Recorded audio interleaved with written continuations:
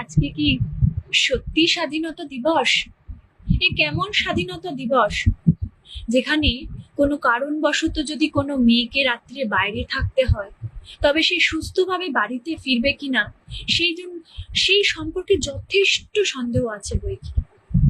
এটা কিরকম স্বাধীনতা দিবস হলো, যেখানে প্রত্যেকটা রাজ্যে প্রত্যেকটা অঞ্চলে মিছিল করতে হচ্ছে এবং সেই মিছিলের মূল বক্তৃতা হচ্ছে আসল দোষী শাস্তি চাই। সব কেন? তাহলে কিসের স্বাধীনতা দিবস হলো এটা?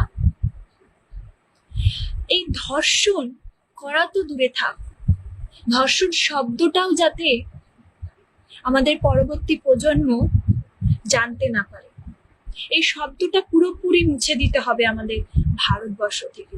আর এটা কোনো আইন দ্বারা সম্ভব নয়, কোনো আইন কোনো ধর্ষণ আটকাতে পারবে না। পারবে